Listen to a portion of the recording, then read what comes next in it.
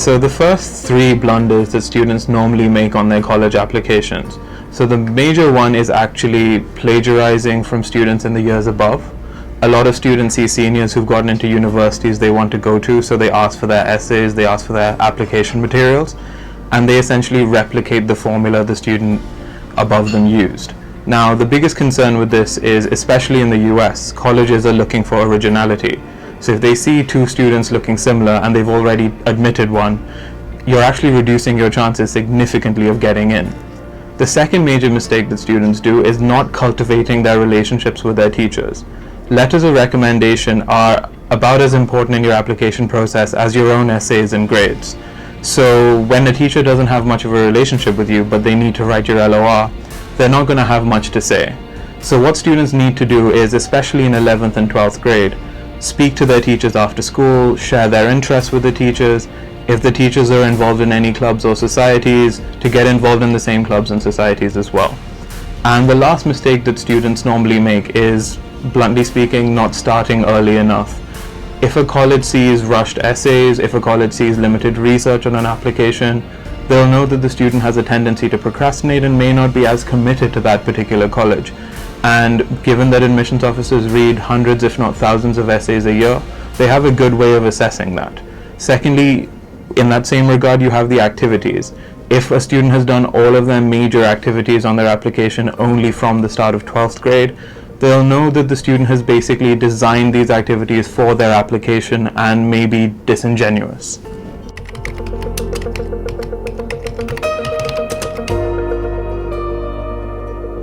The issue with this is very much something that should be seen as a case-by-case basis. The colleges that require or recommend subject tests tend to be near the top of the rankings with very low acceptance rates.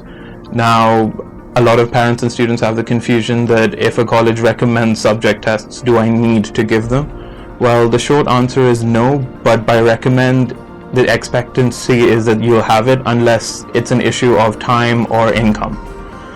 APs are not required by any specific university, but they are a strong addition to your application for two reasons. One, obviously, they save time when you enroll in university because you no longer need to take introductory courses in the subjects in which you've taken the AP. But secondly, a student who has the same grades, the same academic credentials as another, but has a few extra APs in the decision-making room during admissions tends to have a few extra points in the academic scoring component.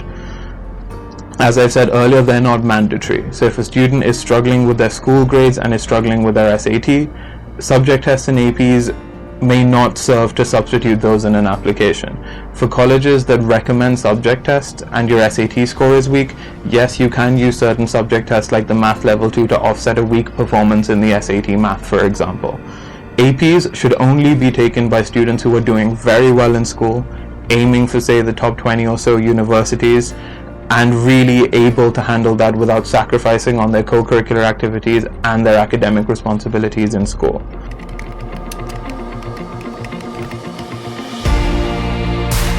Now, some UK universities also consider APs. For example, Cambridge. Cambridge requires that most CBSE and ISC students take 5 APs.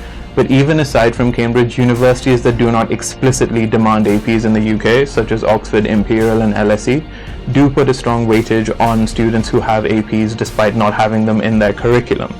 For example, if a commerce student is applying to LSE and struggles to meet the subject requirement wherein commerce and accounts are not counted, but science and humanities subjects are, by having an AP in statistics or computer science, they can offset the disadvantage to their application and stand a much higher chance of getting in.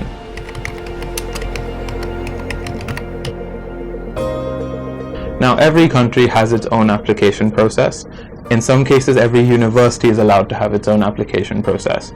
So within the US, you see that universities tend to take a 4-year picture of everything you've done academically and otherwise between grades 9 to 12. And they look at your extracurriculars. Each college has its own preference for personalities and what they want out of their student community. And that's basically the US system in short. The UK is quite in contrast to that. They only really look at your academic pursuits as primary. Anything you've done on the extracurricular side should be sort of left to a footnote on your application. and their focus is primarily academic. They look at far fewer data points. If you're an Indian board student, they will only look at your 10th and 12th boards. So it's a far more streamlined process with requiring fewer essays as well. Singapore, another popular country, there you have SMU and NUS and NTU. The former requires a few essays but mostly makes its decision based on grades and interest, whereas the latter two purely make their decisions based on your 12th board marks. Again, universities in Canada and Europe, you need to look at the specific university. There are no standard procedures. Some require essays, some don't, some require admissions tests.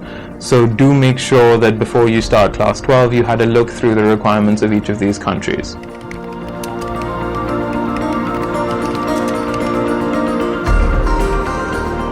And any challenges that students face in this process, the main challenge is information.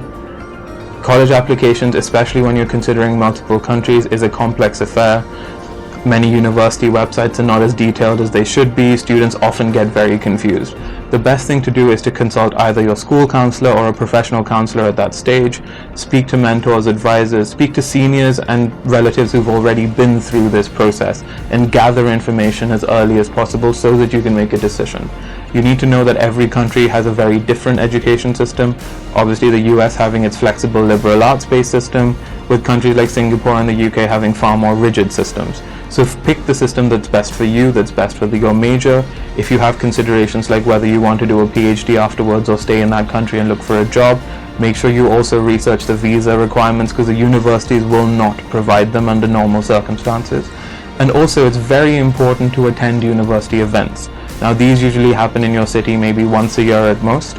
So if they are visiting your city and you've done your research in advance, you'll also be able to find out when they're making their trips to your city.